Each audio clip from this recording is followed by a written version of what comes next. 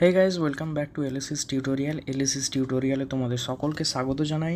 আজকের ভিডিওতে আমরা নিয়ে চলে এসেছি হিস্ট্রি অনার্সের ডিএসসি A3 পেপার, যেটা 6 সেমিস্টারে রয়েছে।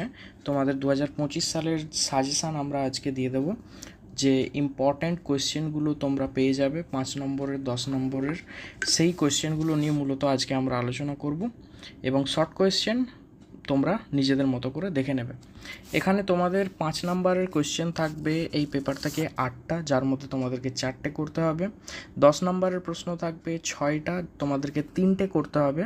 আর শর্ট কোয়েশ্চেন থাকবে 15টা। তোমাদের যে 5 নাম্বারের ইম্পর্ট্যান্ট কোয়েশ্চেনগুলো রয়েছে সেগুলো আর 10 নাম্বারের ইম্পর্ট্যান্ট কোয়েশ্চেনগুলো আমি এখানে লিখে দিয়েছি। তোমরা এই পিডিএফটাও পেয়ে যাবে আর এই কোয়েশ্চেনগুলোর আনসারও পেয়ে যাবে। তোমরা নিচে দেওয়া হোয়াটসঅ্যাপ নাম্বারে কন্ট্যাক্ট করবে, তোমাদেরকে এটা প্রোভাইড করে দেওয়া হবে। ডিসক্রিপশন বক্সে হোয়াটসঅ্যাপ নাম্বার দেওয়া আছে। আর লক্ষ্য করবে যেখানে স্টার চিহ্নগুলো দেওয়া আছে, 3টে স্টার মানে অনেক বেশি ইম্পর্ট্যান্ট, 2টো স্টার মানে একটু কম ইম্পর্ট্যান্ট, কিন্তু ওটাও তোমাদেরকে পড়তে হবে। তো 5 নাম্বারের প্রথম যে দুটো ইম্পর্ট্যান্ট কোয়েশ্চেন রয়েছে সেটা হচ্ছে বার্লিন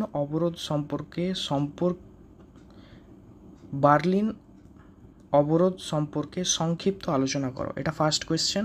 সেকেন্ড কোয়েশ্চেন হচ্ছে 6 দিনের যুদ্ধ সম্পর্কে সংক্ষিপ্ত আলোচনা করো।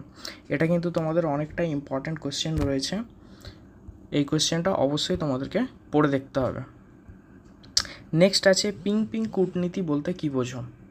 পিং কূটনীতি বলতে কী বোঝো।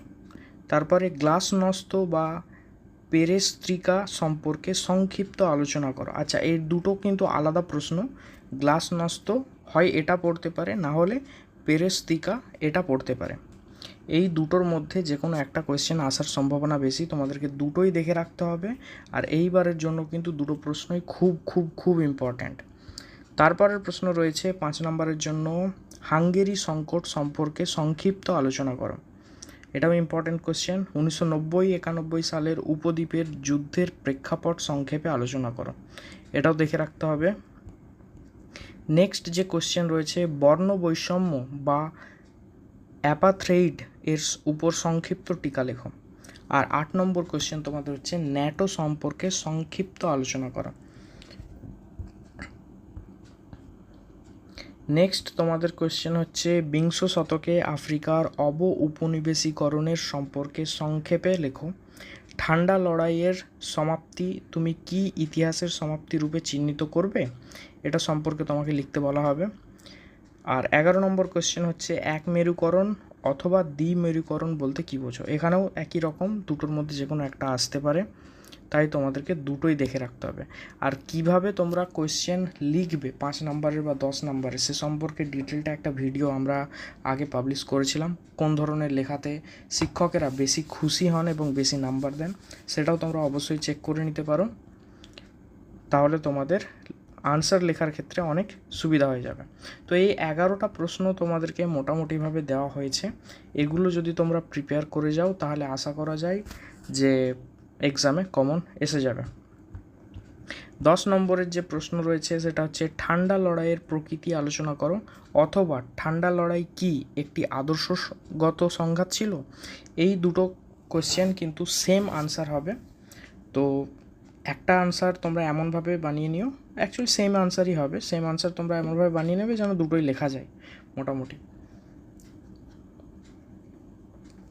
এটা তোমরা করে রাখতে পারো। 2 নম্বর প্রশ্ন রয়েছে গণপ্রজাতন্ত্রী চীনের জন্ম আন্তর্জাতিক রাজনীতিকে কতটা প্রভাবিত করেছিল। এটা সেকেন্ড কোয়েশ্চেন। 3 নম্বর প্রশ্ন হচ্ছে কোরিয়া যুদ্ধের প্রকৃতি আলোচনা করো। ইন্দো চীনে ফরাসি উপনিবেশিক শাসনের অবসান কিভাবে হয়েছিল।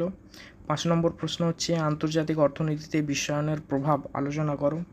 6 নম্বর হচ্ছে ভিয়েতনাম যুদ্ধে মার্কিন হস্তক্ষেপের প্রকৃতি আলোচনা করো। 7 নম্বর হচ্ছে সোভিয়েত ইউনিয়নের পতনের কারণগুলি আলোচনা করো। এবং 8 নম্বর প্রশ্ন 1960 এর দশকে কৃষ্ণাঙ্গ আমেরিকানদের নাগরিক অধিকার প্রতিষ্ঠার সংগ্রামের সংক্ষিপ্ত ইতিহাস লেখো। 9 নম্বর প্রশ্ন হচ্ছে 1948 থেকে 73-এর মধ্যে আরব ইসরায়েলের দ্বন্দ্বের ইতিহাস বিবৃত করো। 10 নম্বর প্রশ্ন ঠান্ডা যুদ্ধের পর্বে মধ্যপ্রাচ্য কিভাবে বিশ্ব রাজনীতির ঝটিকা কেন্দ্রে পরিণত হয়েছিল। তো এই 10টা প্রশ্ন তোমাদের দেওয়া হয়েছে 10 নম্বরের, এবং 5 নম্বরের 11টা প্রশ্ন দেওয়া রয়েছে। অনেকটাই